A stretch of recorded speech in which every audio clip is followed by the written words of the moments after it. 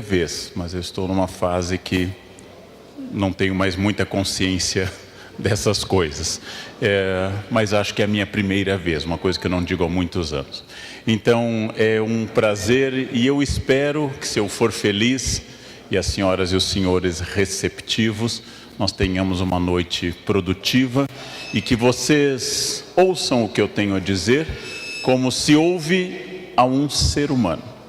Ou seja, alguém falível, alguém que tem ideias, que não é absoluto, que não é onipotente, que tem ideias do que leu, do que viveu e que cada uma e cada um pega essas ideias e diga: essa é minha, essa eu vou ficar, essa eu vou produzir.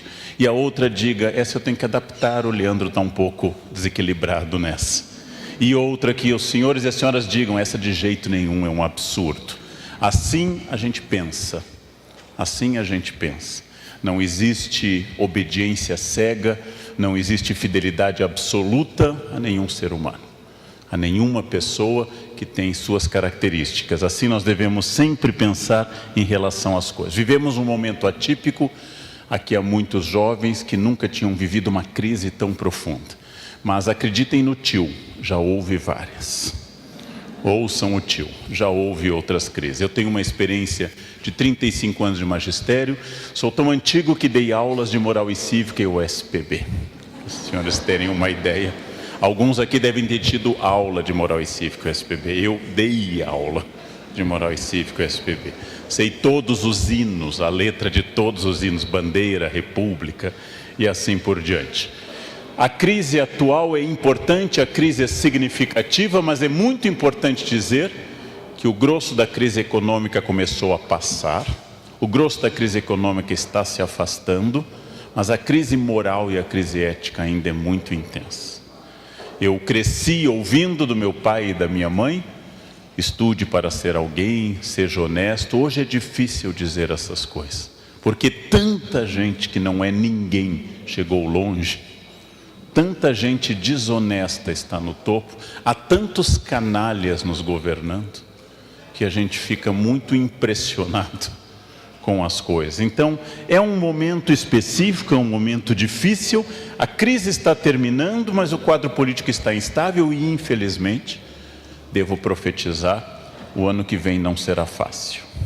Teremos eleições, a polarização vai continuar, o Face e as outras redes sociais vão continuar sendo uma arena de luta em que todas as opiniões são atacadas.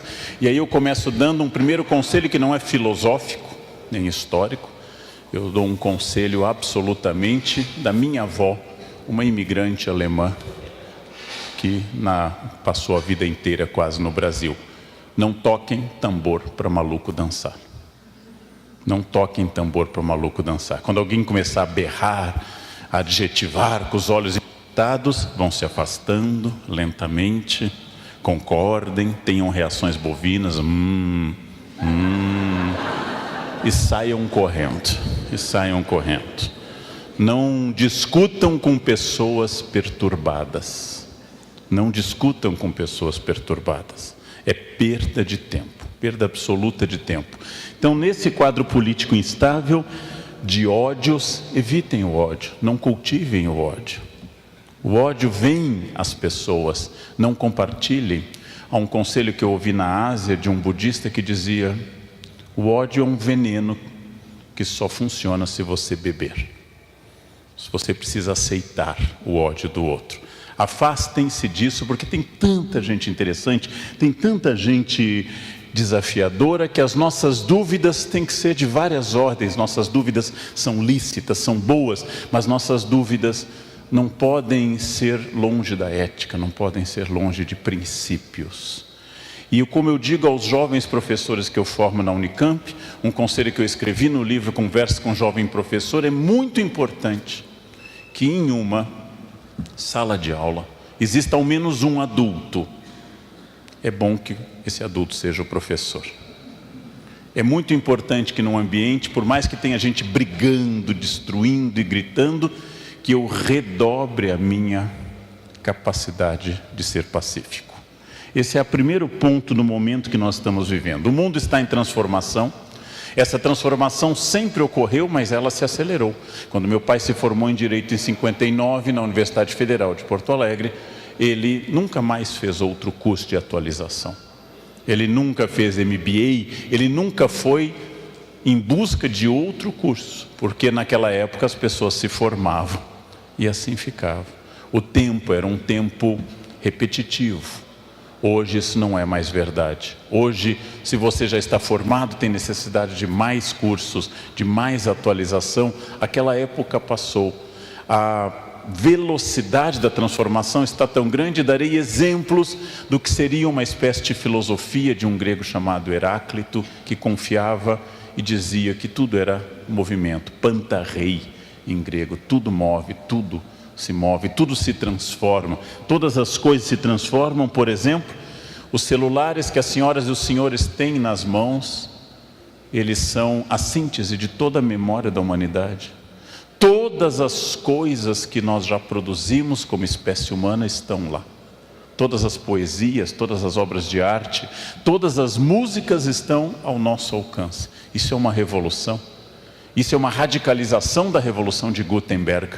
Isso é a radicalização da imprensa. Nós capilarizamos, atomizamos o conhecimento. Quando eu era criança, os jovens não têm ideia disso, a professora mandava a gente pesquisar, a gente ia à Barça, Enciclopédia Barça, e copiava, só tinha essa fonte. Nas famílias muito ricas havia britânica, mas só tinha essa fonte.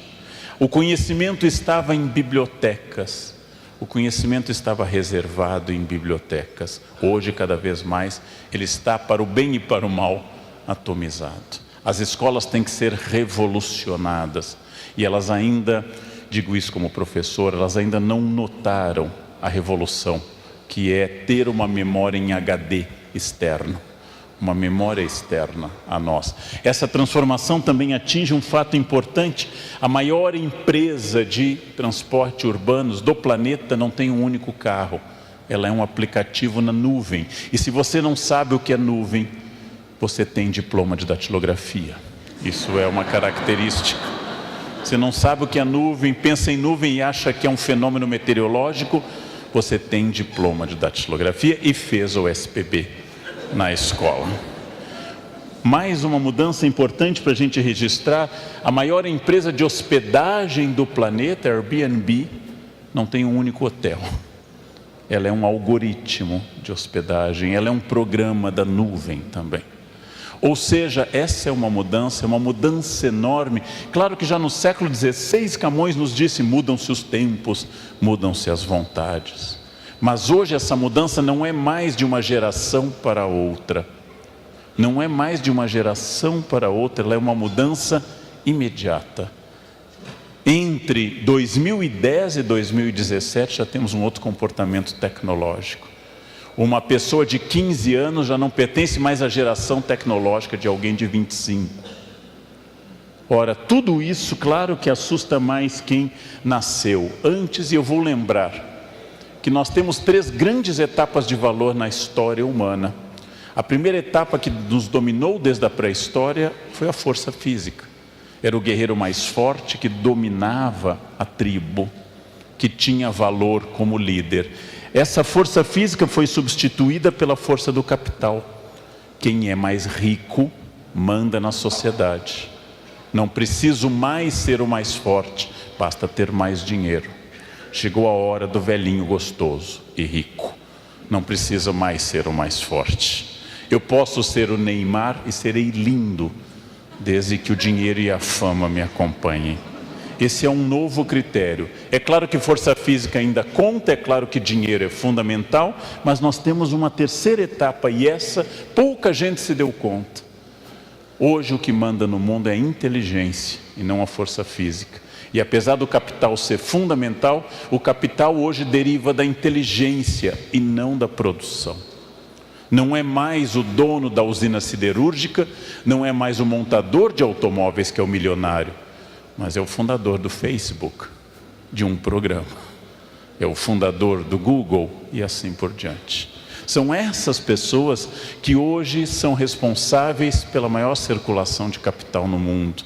Não tem mais sentido a memória, como me educaram.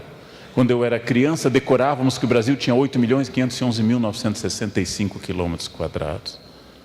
Nossas professoras, eu fiz um colégio interiorano, católico alemão no Rio Grande do Sul, ficavam felizes que nós soubéssemos que o Novo Testamento tinha 27 livros, 4 evangelhos, 1 Atos dos Apóstolos, 14 cartas de Paulo, um conjunto de cartas católicas e um Apocalipse.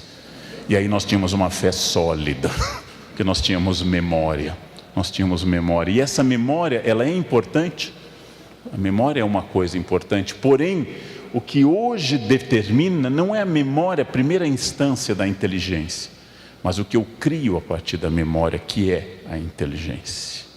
Antes era culto, quem soubesse que a capital da Mongólia era Ulaanbaatar, o do Nepal era Katmandu, quem soubesse que Lagos era a maior cidade da Nigéria, que o rio Congo era o único rio que atravessava o Equador 2 vezes. Nossa, que pessoa culta. Hoje isso está no Google. Isso está no Google, você não precisa mais decorar isso. Você decora se quiser, mas hoje a inteligência nos libertou da memória. E isso é fundamental. Memória entendida na filosofia clássica como uma das instâncias da alma para Aristóteles. Memória entendida como um dom do Espírito Santo. Memória entendida como uma série de valores, mas hoje apenas o primeiro passo para a criação, para a inteligência, para aquilo que você pode fazer como iniciativa e criatividade. E isso é muito importante, porque isso vai revolucionar a maneira de eu ensinar crianças e jovens.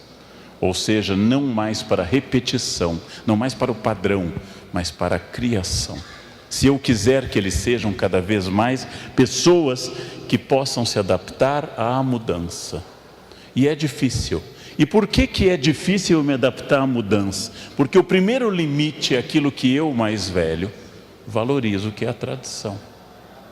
Ora, por que é que o cérebro humano valoriza a tradição? Porque o cérebro humano é uma máquina eficaz, que gosta de economizar energia.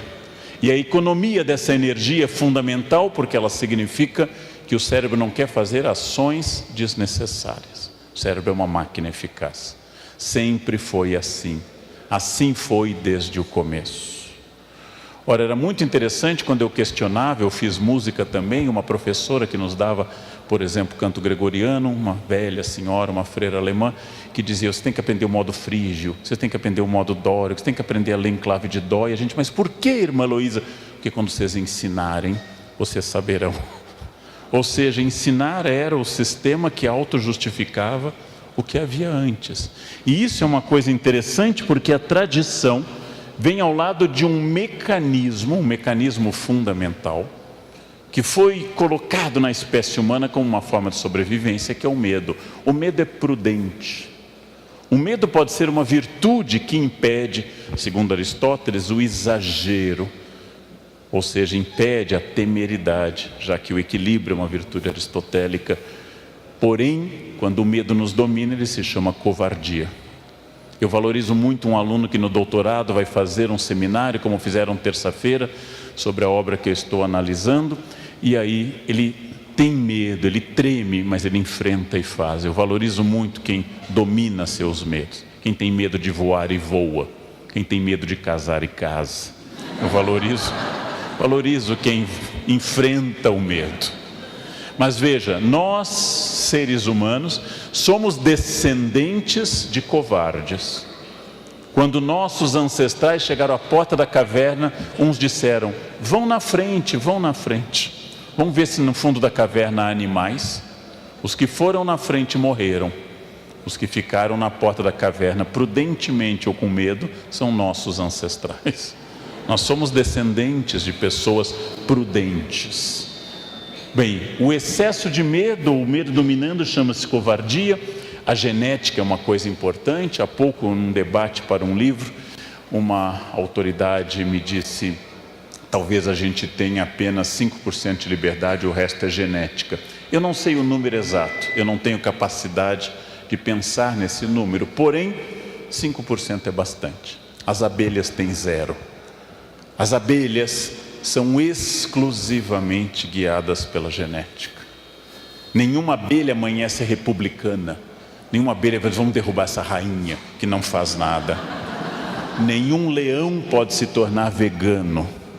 Ele não pode amanhecer, chega de maltratar as zebras, vamos sentar na selva em plena harmonia comendo queijo tofu. Não é permitido ao leão isso.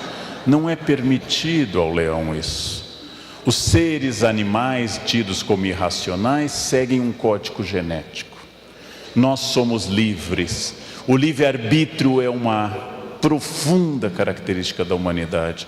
Pensei nisso de uma forma trágica. Eu vou a São Paulo, à Sala São Paulo, escutar concertos quase toda semana, e para isso eu atravesso uma tragédia humana, que é a Cracolândia. É uma tragédia humana. Seres humanos iguais a mim, dignidade e direitos, um dia foram lá. Um dia olharam para aquelas pessoas que abriram mão do seu livre-arbítrio e abriram mão voluntariamente da sua dignidade. Compraram uma pedra de crack, fumaram e se destruíram. Esse é o grau mais radical de liberdade humana. Ou seja, eu sou livre inclusive para me destruir. Infelizmente. Tudo aquilo que seja um vício reduz minha liberdade. Drogas, álcool, Netflix. Tudo que for um vício reduz minha liberdade. Cria um hábito. O hábito, diz Aristóteles, é uma segunda natureza. A genética existe, mas não nos condiciona abertamente. A cultura existe. Eu estou inserido dentro de uma cultura. Para mim, que tenho ancestrais camponeses, acordar de madrugada é muito fácil. Eu desperto todos os dias às 4 horas da manhã, sem nenhum problema. Isso é típico de sangue camponês, não? Ou de algum problema de insônia. Mas eu, casualmente, acordo com facilidade. Eu tenho grande facilidade de acordar. Faz parte da cultura. Meu avô dizia, o sol não deve encontrar ninguém honesto na cama. É uma coisa que vem sempre. A cultura é importante. A cultura é importante. Eu já soube de pessoas que dormem até às 6 da manhã, mas eu acho que são pessoas atacadas da preguiça, não? Pessoas atacadas disso. É uma questão cultural. E também o meu comportamento, eu vou perguntar como eu passo a um estágio seguinte, numa sociedade que exige que eu, Leandro, e cada um e cada uma que está aqui, cada pessoa aqui faça algo diferente. Como eu consigo isso? De que forma eu consigo isso? Bem, essa é uma questão importante. Lendo neurocientistas, eu fui iluminado por um conhecimento que até então eu não tinha, e lendo grandes autores neurocientistas, como o professor Antônio Damasio, português, Suzana Herculano Holtz, brasileira, eles foram indicando que os neurônios, quando produzem um hábito, como, por exemplo, acordar às 4 da manhã, ou comer algo, ou dizer uma saudação ritual, não apenas um neurônio encosta no outro com impulso elétrico, como sabemos, mas cria uma ligação biológica. Dessa forma, o neurônio acaba ficando ligado ao outro através do hábito, e toda vez que eu repito aquele hábito, é muito bom para o meu corpo. Ele vai gastar menos energia. A vida tomada de hábitos, a vida tomada de repetições sistemáticas, é uma vida profundamente econômica de energia. Ora, por que eu, Leandro, gosto de pinhão? Pinhão não tem gosto de nada, tem gosto do sal que eu coloco na água. Porque eu, Leandro, na infância comia pinhão, e pinhão associo ao inverno, a fogão a lenha e ao gosto do inverno e da infância. Por que eu gosto das músicas da minha infância, a parte da minha formação em música clássica? Por que eu gosto de Legião Urbana? Porque eu considero Legião Urbana melhor que Wesley Safadão. Eu, Leandro. Mas lembro que meu pai considerava Lupicínio Rodrigues superior a Renato Russo. E provavelmente meu avô consideraria Zequinha de Abreu ou Chiquinha Gonzaga superiores a Lupicínio. Porque nós gostamos daquilo que nos remete à zona de segurança. Nós gostamos daquilo que nos remete ao que o neurônio já fez. É profundamente confortante para o corpo o hábito. Quem acorda sempre na mesma hora, quem deita sempre na mesma hora, quem come sempre na mesma hora, quem come mais ou menos as mesmas coisas, quem faz mais ou menos as mesmas coisas, produz sobre o corpo e sobre o cérebro um efeito bastante profundo de método, de ordem. E o neurônio gosta disso, e nós nos inserimos nessa ordem. Ora, essa ordem não é boa nem ruim, apenas ela é uma ordem. E ela é absolutamente biológica e produz a zona de conforto. Por um lado, a zona de conforto me acalma. Por outro lado, a zona de conforto não exige de mim o melhor que eu possa dar. Por um lado, a repetição sistemática me tranquiliza, mas com ela eu não produzo mais do que eu possa produzir. Apenas a crise, a inconstância, apenas o problema é que faz com que eu acabe produzindo mais. Qualquer médico pode ser excelente profissional se atender uma paciente num ambiente muito luxuoso, sem problemas graves. É preciso ser um grande médico para atender num pronto-socorro de uma grande cidade, numa madrugada de festas. Qualquer professor dá aula para 5 pessoas numa sala com ar-condicionado. É preciso ser um grande mestre para ter um 6º ano, numa tarde de novembro, depois de um feriado, antes da aula de educação física ou depois da aula de educação física. Quem é capaz de dar aula para 45 pessoas e ainda amar essas crianças, é um gesto épico, de dedicação. Exatamente a crise, é a crise que revela as pessoas, a crise que transforma as pessoas, a crise que me tira da zona de conforto, é a crise que faz com que eu saia de uma região repetitiva. O conselho da minha avó, já citada, era para ficar na zona de conforto. Ela dizia às mulheres da família: seu marido ronca, não separe, o próximo pode bater. Fique com esse, né? Não era só o zelo católico pela fidelidade do sacramento, mas uma observação prática de vida, né? E seu chefe é ruim, seu superior é ruim, é um ruim conhecido, o outro pode ser pior. Vocês não gostavam de Dilma? Veio Temer. E o ano que vem tem eleição.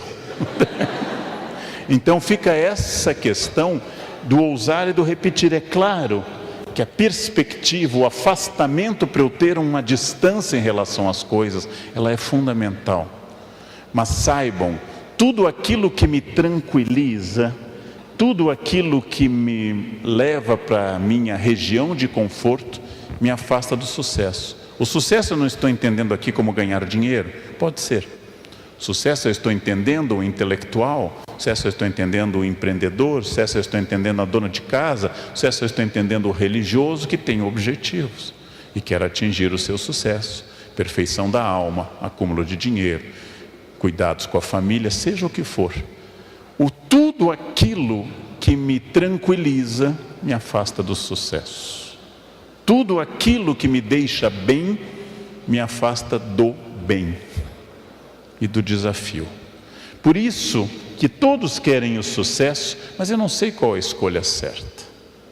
Todos querem o sucesso, mas a escolha certa ela é sempre complicada, porque eu tenho que pensar quando é que chega esse momento, e aí eu vou avançar de Aristóteles para Agostinho, quando é que chega esse momento chamado futuro. Agostinho estuda muito a sucessão de tempo e fala muito de um presente quase contínuo em relação a isso. Eu nunca sinto o futuro porque eu estou sempre no presente e o passado é sempre uma memória que já fugiu. Então vem a seguinte questão: quando chega o futuro? Eu vou dar uma resposta semi-agostiniana e semi-pelagiana também. Nunca chega o futuro. Nunca chegaremos ao futuro. Porque eu estou sempre no momento presente. E o minuto seguinte é o meu presente. Logo, eu vivo, inspirado em parte na reflexão de Agostinho sobre o tempo, eu vivo num tempo contínuo, num tempo presente. Eu vivo permanentemente nesse momento. E esse momento só aconteceu porque eu tive passado. Ou seja, eu hoje, Leandro, em 2017, sou o futuro do Leandro de 2000, ou o futuro do Leandro de 1980, quando eu estava no ensino, entrando na faculdade, saindo do ensino médio. Ora, mas eu estou aqui porque eu fiz coisas no passado. Então, apesar de não existir futuro, não existe futuro. O que existe é o que eu faço hoje, que prepara o outro presente. Eu, Leandro, estou aqui e eu não entrei na faculdade pensando, eu vou estudar muito, porque um dia eu teria a honra de ser convidado para esse espaço e falarei para vocês. Mas eu estou aqui porque eu tomei decisões no passado. Ou seja, o presente é cultivado por decisões do passado. O presente é cultivado por uma forma muito importante, porque não existe o ponto final, aqui representado metaforicamente por um paraíso tropical. Não existe esse ponto final. A cada lugar que eu chego há um novo desafio, há uma nova questão a vencer. Nunca eu vou chegar a esse ponto final. Eu não sei nem quem estará vivo em 20 anos. Há uma chance grande de ser a Rainha Elizabeth II, talvez o ex-presidente Sarney, mas eu não sei quem estará vivo em 20 anos. A vida é surpreendente, eu vou insistir nesse ponto, quando a gente pensa que as mudanças podem ser muito rápidas. Há 48 horas, esse era o jornalista mais bem pago, mais respeitado, ocupando o posto mais importante da imprensa brasileira. Hoje está sem emprego. Ó fortuna, velut luna, diz a Carmina Burana, a fortuna muda como a lua, não? Não existe paz no mundo, nulla pax in mundo, diz um motete do Padre Vivaldo. Não existe paz no mundo, porque a cada dia vem uma questão para deixá-los animados nesse instante que vocês me escutam, dentro de vocês ou de mim pode estar se desenvolvendo um tumor. Olha que coisa bonita para pensar nesse novembro azul. Olha que coisa bonita. Eu nunca sei o passo seguinte. Assim como eu vim para cá, vindo do aeroporto, o carro poderia ter tido um problema. Tudo é muito rápido, muito passageiro. Tudo se transforma e as questões do mundo permanentemente são desafiadas. E esses desafios são sempre um caminho aberto. Nós temos diante de nós um caminho aberto. Eu não sei esse futuro. Eu tenho apenas a capacidade de planejar o presente, mas voltando à noção agostiniana, capítulos passado, presente e futuro, o futuro é quase esvanecido, quase desaparecendo. Porém, eu vou substituir essas palavras agostinianas por palavras contemporâneas. Por passado eu entendo a experiência que trouxe cada uma e cada um até essa noite. Por presente eu entendo a ação de estar aqui. Quantas pessoas caminhando através da cidade, eu vi estavam em bares. Vocês estão em uma palestra, uma noite de quinta-feira. Ou seja, essa é uma ação. O que for decidido internamente por cada um, vai marcar o presente de amanhã, ou seja, o dia de amanhã, que será o seu futuro. E essa antecipação que os gregos chamam de strato-agos, o estratego, é a antecipação chamada estratégia. Estratégia é a capacidade de eu me antecipar. É uma virtude que começa com a infância a crescer, mas nenhuma criança é estratégica. Nenhuma criança jamais disse à mãe, coloque um casaquinho, porque o tempo pode virar. Isso é um pensamento que a gente só tem na terceira idade. À medida que envelhecemos, a bolsa vai sendo munida de remédio, casaquinho, guarda-chuva, papel higiênico. Quanto mais envelhecemos, mais vamos ficando estratégicos. Porque nós sabemos, diz o Hamlet, que a consciência nos torna covardes. Nós sabemos que é importante estar preparado. Estratégia é a capacidade de eu me antecipar. Estratégia é tipicamente humana, é a capacidade de pensar o que pode acontecer e me preparar para isso. O termo militar grego, estratego, acabou se tornando um termo empresarial contemporâneo. Há uma estratégia. E essa estratégia ela é muito importante. E lembrem-se, o erro é parte da espécie humana. Não há ser humano que não erre. Quem não erra não é humano. O humano é errado. Só temos dois tipos de erros: os fatais e os não fatais. Os fatais não precisam ser analisados. Os não fatais precisam. Os italianos dizem, eu gosto muito, não há cogumelos não comestíveis. Todo cogumelo é comestível. Alguns apenas uma vez. Apenas uma vez. Depois você não comerá de novo. Quando eu quero explicar aos meus alunos literariamente, dentro da tradição cultural do Ocidente, eu lembro a eles que a primeira empresa do planeta Terra, na nossa tradição judaico-cristã, foi a empresa Éden Limitada. O fundador tinha um currículo impressionante, Deus, inatacável. Criou uma empresa perfeita e contratou 2 funcionários locais, feitos ali, treinados no RH dali, nada de gente de fora, barro e costela local. Colocou, fez uma semana de ética e disse, só tem uma regra aqui, gente, vamos lá, colaborem, só não pode comer uma fruta, o resto pode tudo, tudo, o tempo todo. É a família perfeita, Adam, em hebraico homem, a família perfeita, Eva, a companheira, não tem sogra, não tem nora, não tem genro, não tem cunhado, não tem horário, não tem roupa, inocência total, o dia inteiro felizes num local perfeito entre rios. Só uma regra, nosso mundo é cheio de regras, só tinha uma regra. O dono se afastou, foram direto infringir a regra. Fundada a sociedade humana. Enquanto Adão e Eva estavam inocentes, não havia tempo, não havia velhice.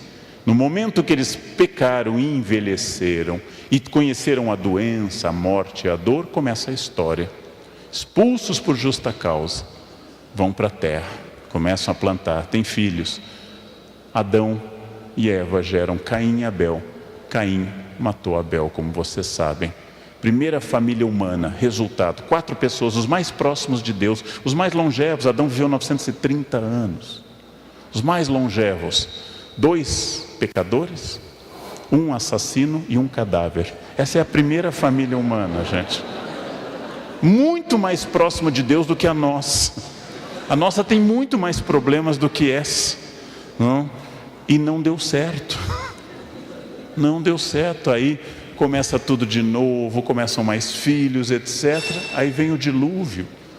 Ou seja, tudo sempre, permanentemente, nós convivemos com o erro. Errar é humano, errar é humano, não est. Errar é humano. Nós erramos o tempo todo. Nós erramos constantemente. E esse é um exercício para eu aprender que de cada erro deriva uma possibilidade de acerto. Façam o aprendizado.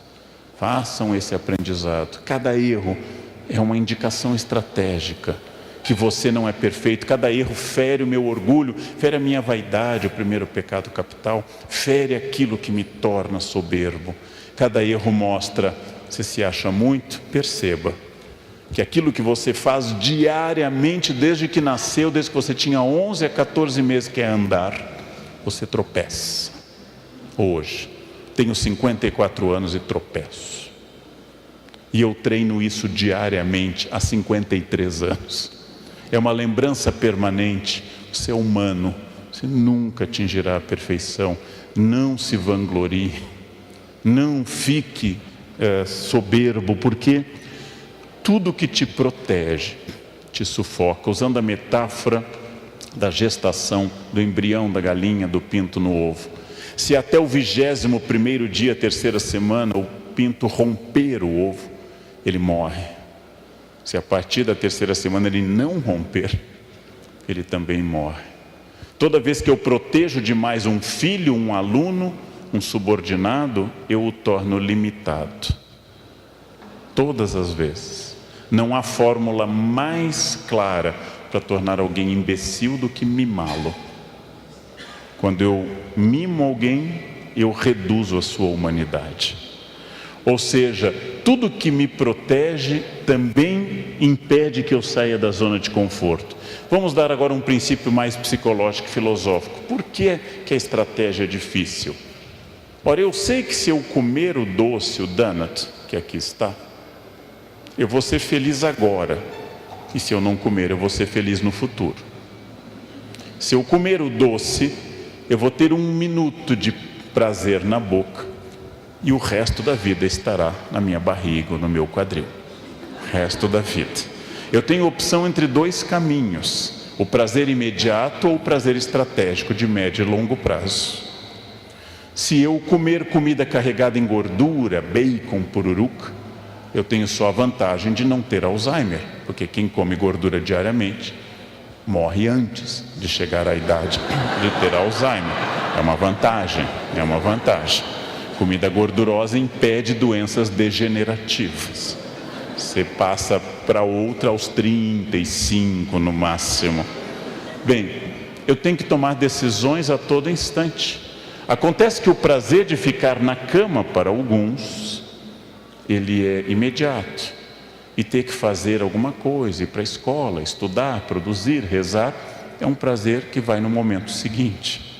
Então nós temos que optar entre 2 prazeres, e isso vem a pergunta: como eu saio dessa acomodação? Como é que eu quebro a tendência cerebral, cultural, de seguir o que é mais fácil, de seguir o que é mais prático, seguir o que é mais agradável ao cérebro? Isso é uma questão importante. Em primeiro lugar, eu tenho que entender que eu sou protagonista.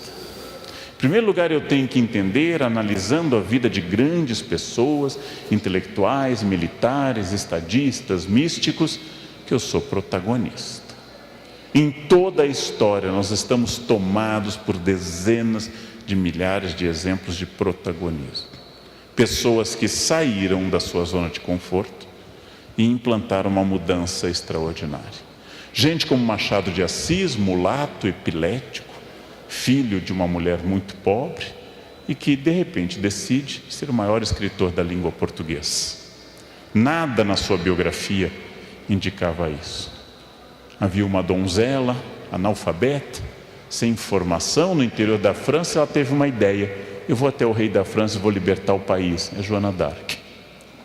Esses protagonismos são excepcionais nesses casos, mas eles são cotidianos, de pessoas que superam crises, que têm essa consciência profunda de olhar além do horizonte, além do ambiente imediato, além das coisas limitadoras do momento. Esse protagonismo, ele é fundamental em qualquer campo que vocês atuem. Sonhar mais.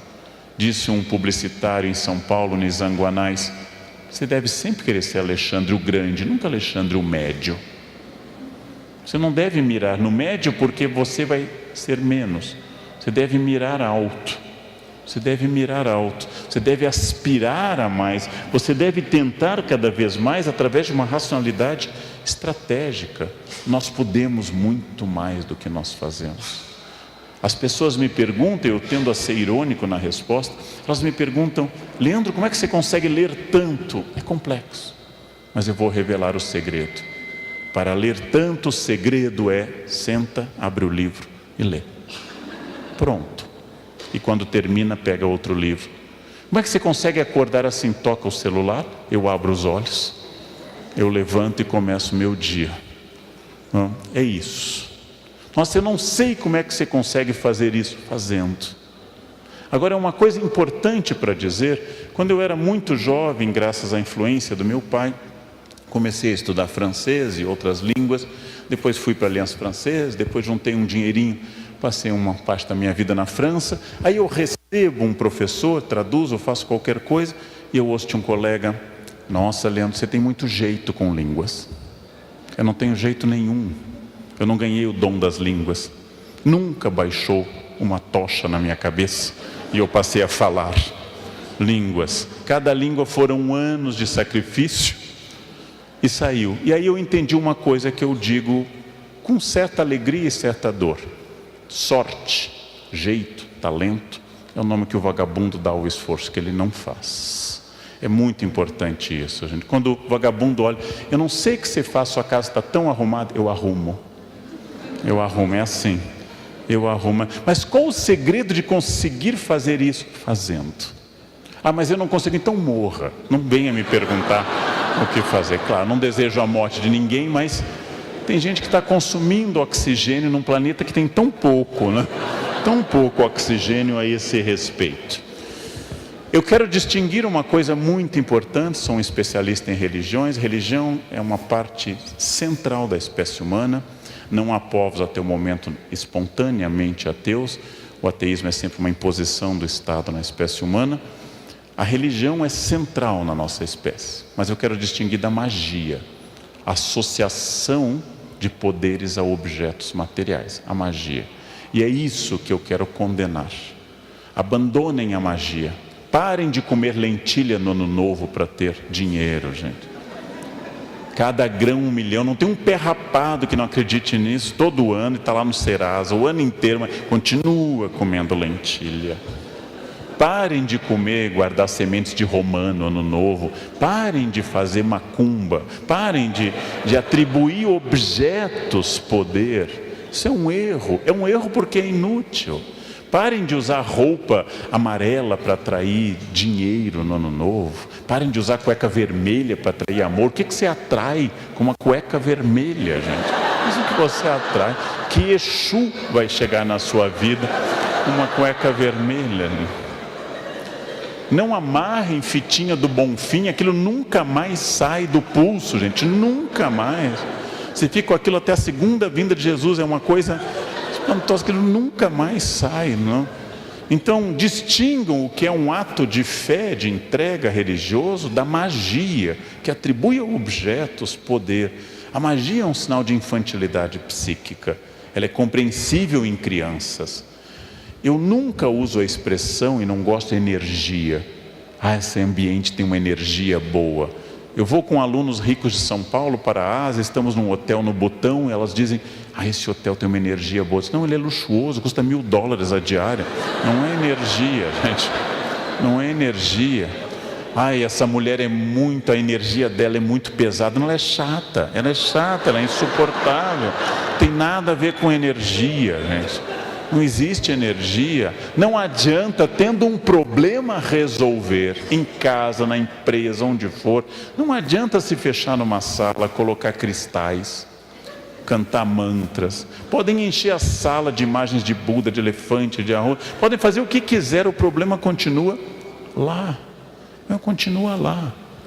Então, essa questão é superar essa coisa que eu escuto e que me perturba. Eu sou muito prático. Leandro, você fala bem, mas sabe por quê? Você é de aquário. Aquário é ar. Quem é de aquário aqui ou de gêmeos fala bem. Mas que pessoa organizada, virgem, tem obsessão com a ordem. Nossa, mas que pai afetivo, câncer, é pura emoção. Câncer e peixes choram inauguração do supermercado, choram ao pôr do sol. Mas que chefe terrível, leão é o cão chupando manga quando manga. Não existe isso. Que planeta estava em cima de você na hora do nascimento? Nenhum de os planetas estão alinhados, não tem nenhum planeta em cima de você. Abandonem isso, abandonem. Sigam o conselho do Antigo Testamento. Não vão procurar necromante de Endor para o rei Saul. Não vão procurar coisas que são mágicas. Ou seja, a magia atrapalha o progresso das pessoas. Ela atrapalha. Façam as coisas que devem ser feitas. Se querem o conselho dos meus formadores jesuítas, trabalhem como se Deus não existisse e rezem como se o homem não existisse. É errado ficar esperando magia, é errado ficar tornando objetos essa fonte. Esse determinismo, por que você não deu certo? É karma. Karma é compreensível em Piracicaba, outras cidades, está indo muito rápido, karma. Mas não tem sentido, não existe karma, não existe destino, não existe sorte. Você ganhou esse dom da humanidade, que é o livre-arbítrio. Não insulte o mundo, pensando que você está submetido a forças que lhe controlam. Eu estou estudando nesse momento possessão e eu entrevistei pessoas possuídas em igrejas variadas em São Paulo, quase todas neopentecostais. Uma senhora dizia: eu escuto vozes, essas vozes mandam eu matar. Eu pensei: as vozes nunca mandam arrumar a casa, as vozes nunca mandam varrer o pátio. Que raio de voz que só faz? As vozes podiam dizer: vai estudar alemão, estuda alemão. E essas vozes são produtivas, né? Claro que há pessoas doentes, mas a maior parte atribui a forças que escapam ao seu controle a coisas que não existem. É preciso pensar objetivamente naquilo que você quer e não imaginar que no seu trabalho, no seu estudo, na sua empresa, você está submetido ao controle das pessoas, né? Que você não cresce porque o chefe é ruim, o professor é limitado. Há um aluno que me diz: o outro professor é fraco. Ótimo, você vai passar fácil e vai ter tempo para estudar o que é realmente importante. Não jogue no outro essa responsabilidade. Sartre chamou a isso na filosofia de má fé, quando eu atribuo ao outro. Por que que você não estudou mais? Minha família não incentivava. Sartre nos diz: não importa o que a vida fez de você, importa o que você fez do que a vida fez de você. É isso. Alguns aprenderam inglês esquiando em Aspen. Outros aprenderam inglês na biblioteca pública, sábado à tarde, pegando livros gratuitamente. É melhor em Aspen, é mais gostoso em Aspen, mas todos podem. Essa é uma questão importante. O custo disso, eu insisto, é o esforço. O custo de tudo é o esforço. Não o esforço de um dia, não o esforço de fazer uma vez, o esforço diário, cotidiano, o esforço repetitivo. Esse é o custo e essa é a questão importante. E eu vou usar uma metáfora importante: esforço é banho. Tomou hoje? Ótimo, parabéns. Amanhã, de novo. Não vale dizer: eu venho me esforçando há 10 anos, agora eu vou parar. Fede imediatamente. Esforço é banho diário, às vezes 2. Fez o esforço hoje? Ótimo, tem que continuar no outro dia. Esforço é diário. Não existe dieta de uma semana, começando por esse campo. Se você fizer uma dieta de uma semana, vai descobrir que o peso que você perdeu é vingativo, ele volta acompanhado, ele volta com amigos. Você quer, se é importante para você, isso não é definido eticamente, é só uma questão de vontade. Você quer emagrecer, é um projeto de reeducação alimentar para toda a vida. Quer guardar dinheiro, não é que no mês de dezembro eu vou guardar dinheiro, é um péssimo mês para guardar dinheiro. Não é que no ano que vem eu vou guardar dinheiro, tem que ser hoje. A todo instante, esforço é banho, é diário, é repetitivo. As pessoas chamam isso por uma palavra não tão recente em português, mas muito usada agora: resiliência. A capacidade de enfrentar pequenas crises. As plataformas marítimas não caem por causa de tsunamis, elas caem por causa das marolas diárias. A irritação que o outro nos causa não é muitas vezes derivada de grandes questões. Uma vez eu li em Santa Teresinha de Lisieux que ela chegava a ter raiva do barulho do rosário de uma freira ao lado dela. E a gente sabe que isso acontece em família, em qualquer lugar. O barulho irrita, a voz do outro, o soluço do outro nos irrita. Esse é um exercício permanente e é um exercício que tem que superar essa figura. Agora, quem lembra dessa personagem, fez o SPB, e tem diploma de datilografia. E provavelmente tem isso, relógio de pulso, sinal de idade. Hoje, relógio de pulso é sinal de idade. Jovens têm só celular. Quem tem relógio de pulso tem diploma de datilografia, provavelmente. A hiena e o leão, Hard e Lip, faziam um desenho há uns 30, 40 anos, e a hiena ficava repetindo: ó vida, ó céus, ó azar. Ora, é importante, é muito importante que vocês saibam que o pessimismo tem um papel no planejamento estratégico. É preciso ser pessimista para pensar o que fazer, porque as coisas têm custo e têm risco. Toda equipe precisa de um pessimista, numa escola, numa empresa, um pessimista, mas só um, no máximo um, não dá para ter mais de um. O pessimista tem a clareza de ver os riscos, mas tem um defeito: ele não faz nada. Ele não faz nada, ele só fica dizendo: ó vida, ó céus, ó azar. Para fazer algo eu preciso ser otimista. Otimista é a pessoa que aposta na melhor possibilidade. Otimista é a pessoa, por exemplo, que passa creme no rosto. É de um otimismo brutal. O fim é sempre o mesmo. O fim é sempre o mesmo. Ah, mas eu me cuido. Vai ser um cadáver bonito, bem cuidado, reluzente.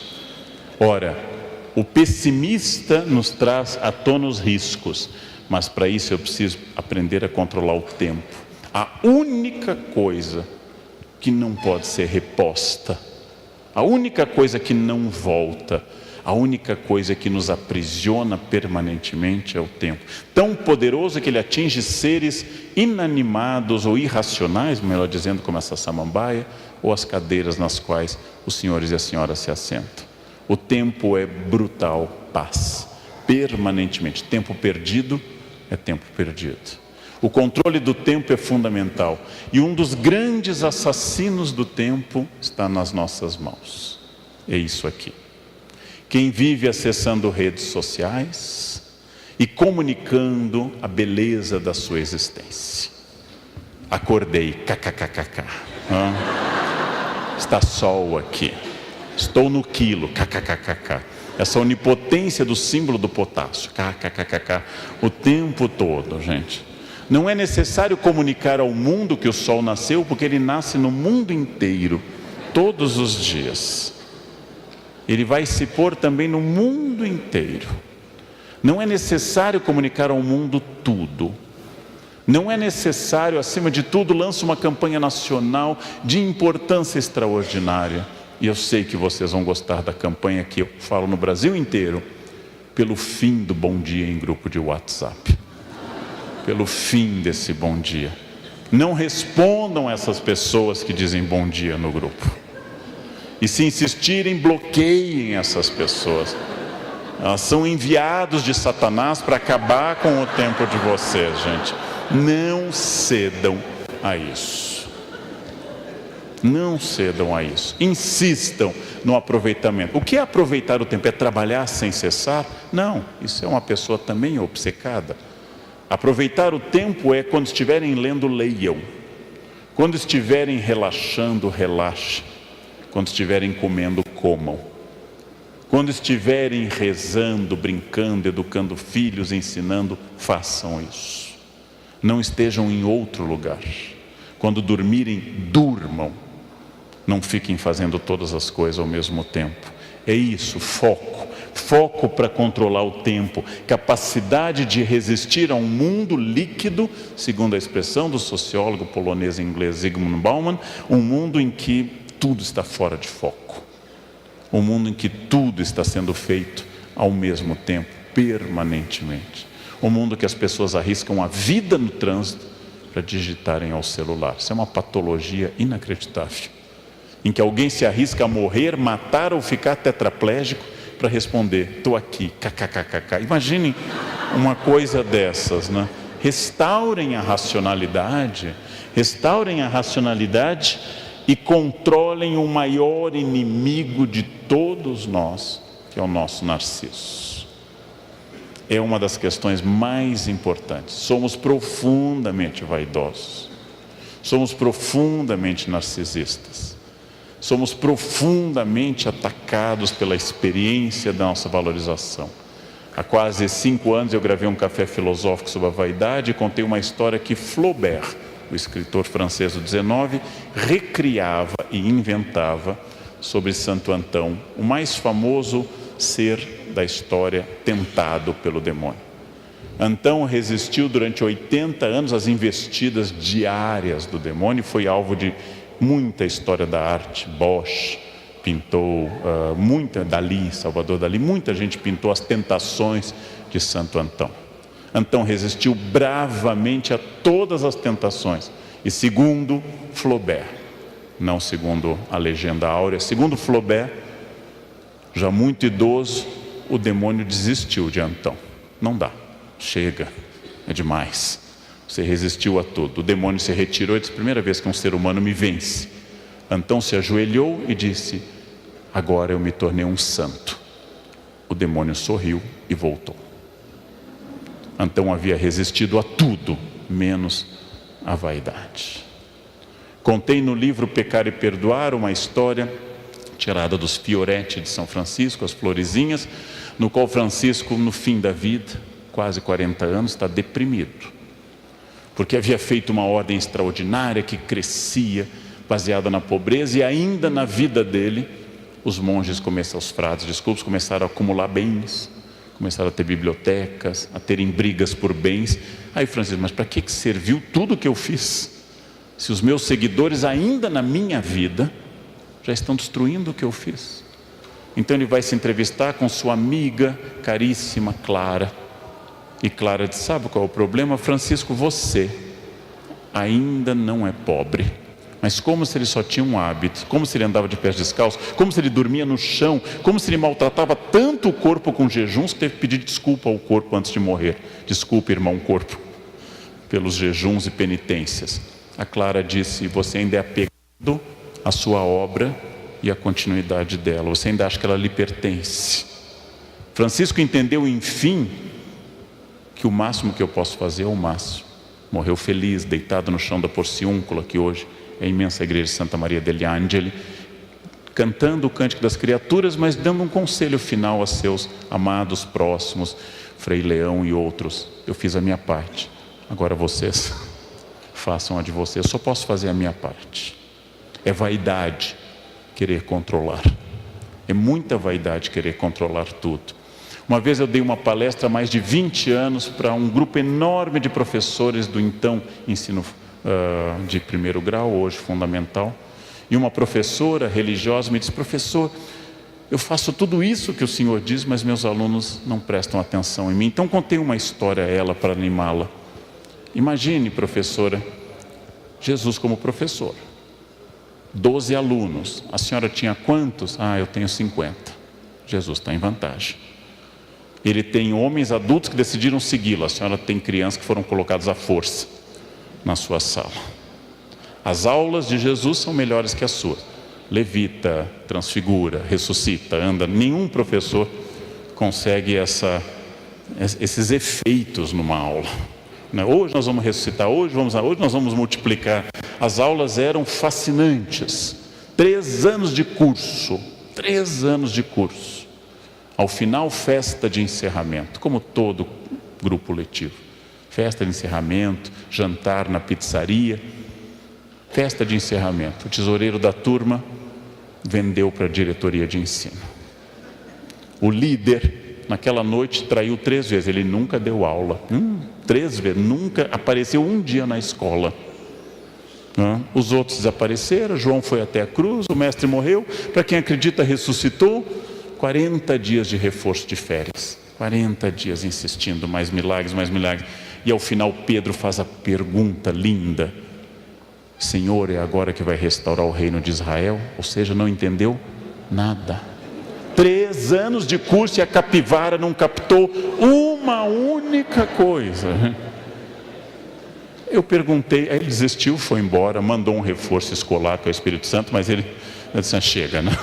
Chega, agora se virem. Vejam, eu perguntei à professora: a senhora acha que a senhora é mais que Jesus? Não, então faça o máximo. O máximo é o possível que eu posso fazer. O máximo é o possível. Cabe às pessoas aceitarem ou não, controlando a minha vaidade, escolhendo quais as lutas adequadas. Trânsito nunca é uma boa luta, mesmo quando eu estou correto. Luta contra o racismo é uma excelente luta, é uma parte da minha existência.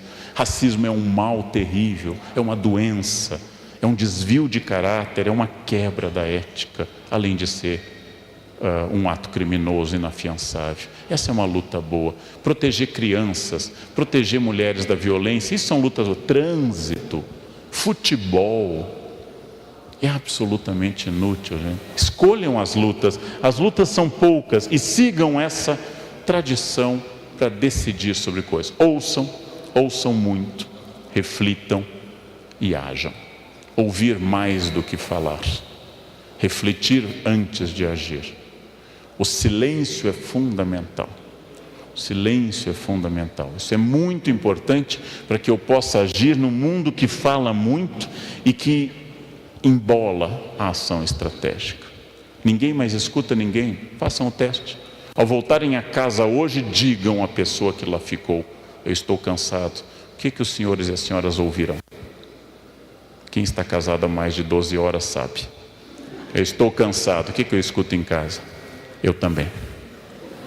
Eu acordei às 4, acordei às 13. Eu tenho uma dor de cabeça, eu tenho um tumor. É uma concorrência permanente. Ninguém ouve ninguém. Estamos loucos para falar a nossa opinião sempre. Então, ouvir para que essa ação estratégica. Lembrem, as escolhas são livres. Insisti nisso desde o início. As consequências são obrigatórias. Eu como o que eu quiser. A consequência é obrigatória. Eu bebo, fumo, faço o que eu quiser. A consequência é obrigatória. Eu acordo a hora que eu quiser. A consequência é obrigatória. Então é preciso lembrar sempre que você é livre, mas você não pode produzir a consequência diretamente dentro da sua liberdade. As decisões são feitas em meio a mudanças. As decisões são feitas em meio a um mundo muito complicado, um mundo de mutações muito dinâmicas, e eu sou um ser histórico, que tenho consciência que dentro dos meus limites não posso vencer a morte, não posso vencer a lei da gravidade, não há nada que eu possa fazer quando o avião entra em zona de turbulência, quando o avião arremete em Congonhas. Não sei se vocês já passaram por essa experiência. Tenta aterrissar, não consegue e decola de novo. Eu contei uma vez, não é brincadeira, uma senhora do meu lado: minha Nossa Senhora Aparecida, minha Nossa Senhora Aparecida. Cuidado, senhora, a padroeira da aviação é Nossa Senhora de Loreto. É muito importante mandar o ofício para o departamento certo, senão Aparecida ali, isso é lá com a Loreto, até trocar a carta, o avião já foi. Brincadeira, mas Nossa Senhora de Loreto é a padroeira da aviação, né? Um santo para cada coisa. Internet caiu, Santo Isidoro de Sevilha, padroeiro da internet, definido por São João Paulo II, Santo Isidoro de Sevilha. Tem problema com hotel? Santa Marta, padroeira dos hoteleiros. Muito importante, né? E parem de se apegar com aqueles santos que estão terceirizando Antônio, São Judas. Tem muita gente, vão com santos que ninguém vai, Santa Córdola, Santa Brígida da Suécia. Eles estão lá abandonados, carentes. Quando vem uma oração, eles se apegam a essa. Parem de ficar nos mesmos, coitado. Antônio, por exemplo, tem 500 secretários, é muita gente, gente. Vão para aquele santo que ninguém vai. Esses, eles pegam cada causa, vão para esse. São Bruno é bom, não? Gente silenciosa. Isso. O futuro é hoje. Hoje é o dia que define o momento exato do futuro, porque o futuro não será 10 de novembro, o futuro não será 11 de novembro, o futuro é hoje, porque amanhã será hoje. As decisões tomadas aqui nessa noite vão marcar as senhoras e os senhores para o resto da existência. São decisões diárias, decisões tomadas sem clareza e que podem ter que ser refeitas, mas são decisões agora. Escolham o futuro. Ele nunca chega, mas ele é decorrência do presente. O que eu estou hoje é o meu futuro de ontem, e tudo que eu faço ou deixo de fazer afeta esse, entre aspas, futuro. Então essa é uma questão importante. Usando a imagem de uma escultora norte-americana, Bobby Carlyle, ela faz esse homem que se esculpe, um símbolo antropocêntrico da capacidade da minha vontade de melhorar a mim mesmo. Eu, Leandro, tenho partes prontas, tenho partes da minha personalidade que já estão solidificadas e são satisfatórias. Tenho partes terríveis que precisam de uma ação constante. Eu tenho com frequência a chamada-se, usando a linguagem dos capitais, a ira. Eu sou iracundo, como diria Dante. Ou seja, eu vivo tendo ataques de raiva. É um defeito. Então, no trânsito, e para não ter os ataques, eu faço psicanálise, eu faço esporte, não ando armado. São 3 medidas. 3 medidas boas para eu permanecer tranquilo. Antes de começar a dirigir nas marginais, eu já digo: eu vou ficar tranquilo. Coloco música no carro. Isso dura quase 5 minutos, de um controle absoluto. Eu tenho que melhorar isso. E me alegro que depois de 35 anos de magistério, e quase ao mesmo tempo dirigindo, eu nunca matei uma pessoa, nunca bati em nenhum aluno, mas é uma luta cotidiana. Gostaria de o ano que vem voltar aqui e dizer, eu dou aula há 36 anos e nunca bati num aluno.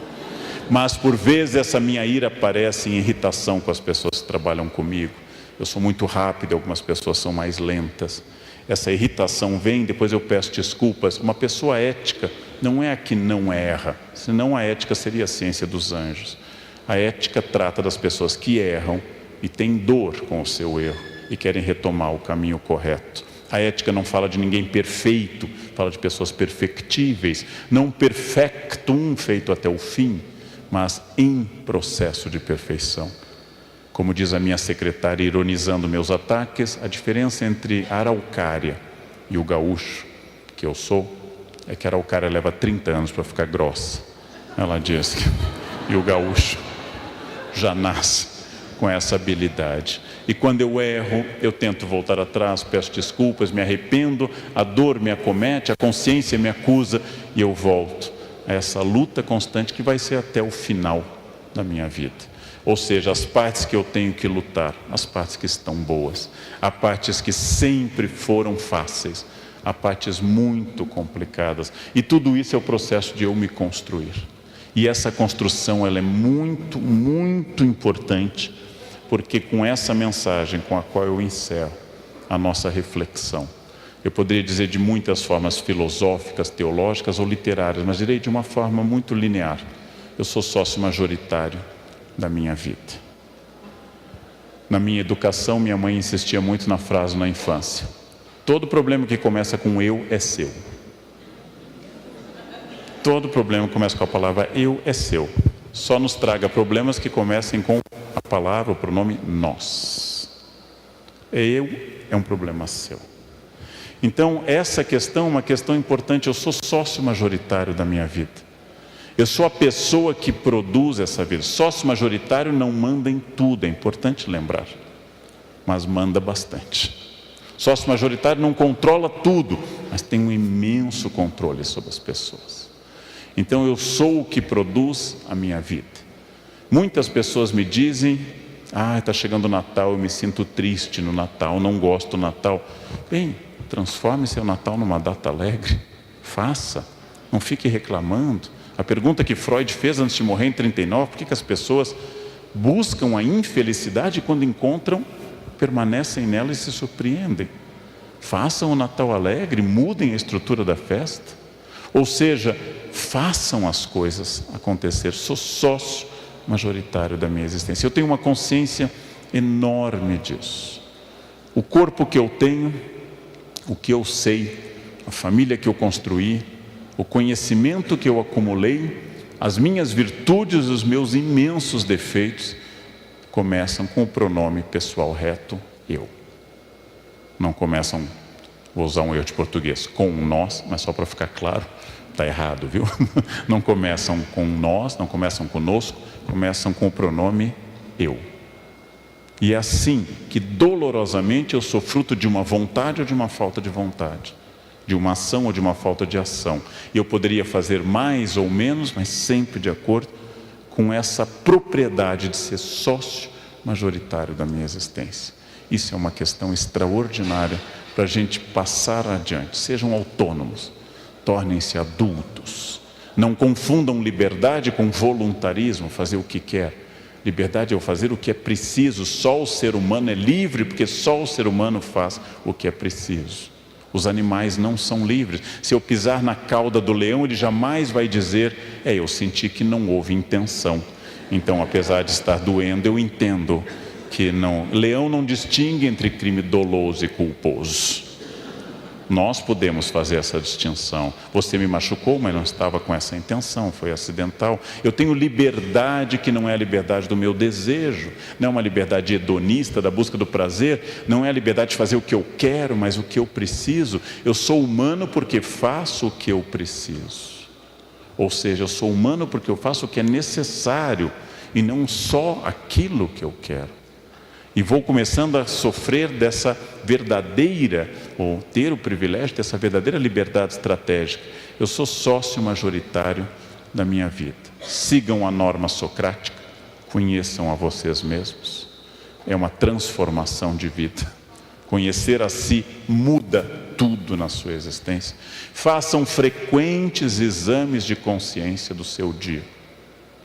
Não precisa ter nenhum projeto religioso para isso. Pode ser psicanalítico ou religioso, como preferir. Como eu me comportei hoje, a quem eu ajudei, a quem eu incomodei, com quem eu fui grosseiro, com quem eu fui bom, como eu posso melhorar amanhã. Inácio Loyola manda colocar um G grande nos defeitos maiores e contar.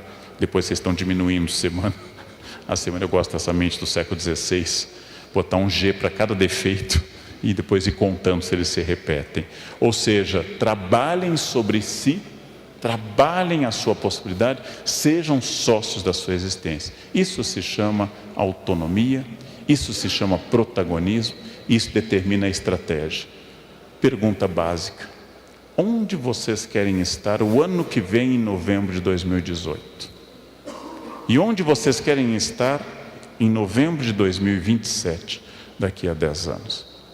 E daqui a 20 anos, que é até onde eu posso, no meu caso, imaginar.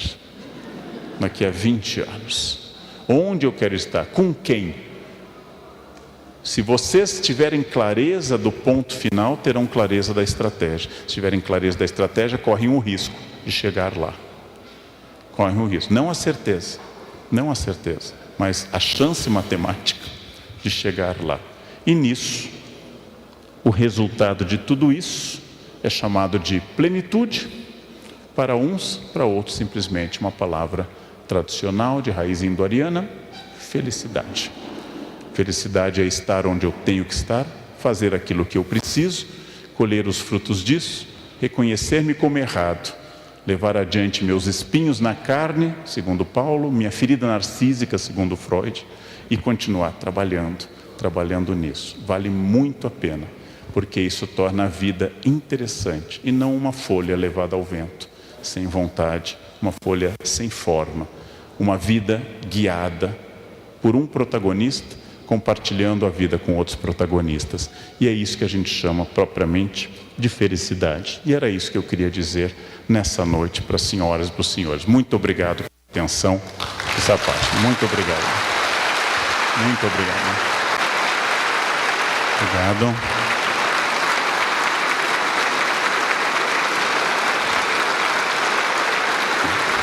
Muito obrigado por mim. Obrigado.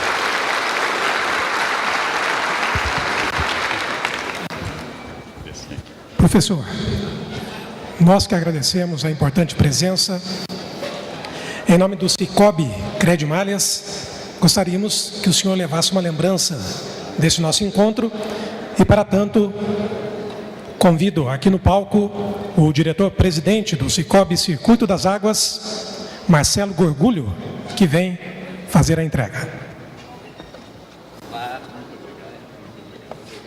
Muito obrigado. Olha, acho